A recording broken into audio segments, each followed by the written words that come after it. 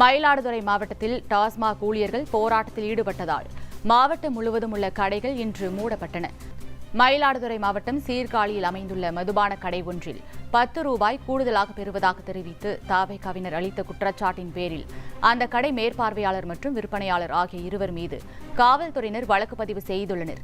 இதற்கு கண்டனம் தெரிவித்துள்ள டாஸ்மாக் ஊழியர்கள் மயிலாடுதுறை மாவட்டத்தில் திடீர் கடையடைப்பு செய்து வேலைநிறுத்த போராட்டத்தில் ஈடுபட்டுள்ளனர். இதன் காரணமாக மயிலாடுதுறை மாவட்டத்தில் அமைந்துள்ள 42 மதுபான கடைகளும் திறக்கப்படவில்லை.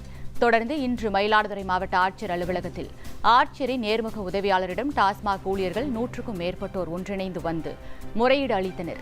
டாஸ்மாக் கடையில் சராசரியாக ஒரு நாளைக்கு 8 லட்சம் ரூபாய் விற்பனை நடைபெறும் நிலையில் அரசு முடிவு செய்ததை விட கூடுதலாக 10 ஊழியர்கள் இடைக்காலமாக பணியமர்த்தப்பட்டுள்ளதாகவும் கடையின் கூடுதல் வாடகை மற்றும் மின் கட்டணம், லாரிகளில் சரக்கு ஏற்றி வரும்பொழுது அளிக்கப்படும் மாமூல் கட்டணம் உள்ளிட்டவை தங்களால் கட்டப்பட வேண்டியுள்ள நிலையில் அரசாங்கமே இந்த செலவுகளை ஏற்றுக்கொள்ள வேண்டும் என கோரிக்கை விடுத்துள்ளனர்.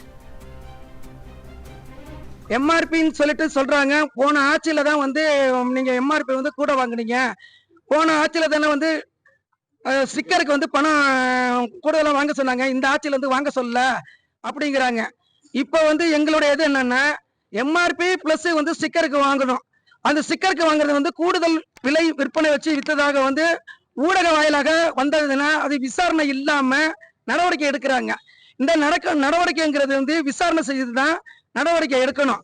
அப்படியே காவல்துறையிலிருந்து ஒரு கம்ப்ளைண்ட் கொடுத்தாலும் சம்பந்தப்பட்ட துறைக்கு தான் அனுப்பணுமே தவிர அவங்க எஃப்ஐஆர் போடக்கூடாது. இது இவங்க துறைக்கு சம்பந்தப்பட்ட துறைக்கே அனுப்பாம துறை ரீதியான நடவடிக்கையை எடுக்க சொல்லாம இவங்க எஃப்ஐஆர் போட்டிருக்காங்க. அந்த எஃப்ஐஆரை முதல்ல ஒட்டுமொத்தமா அதை வாபஸ் வாங்கணும். வாபஸ் வாங்கலைன்னா நாங்க ஒட்டுமொத்தமா அடுத்த கட்ட போராட்டத்துக்கு அதை தொடர் போராட்டம் நடத்தணும்ட்டு இது மூலமா நாங்க எச்சரிக்கிறோம்.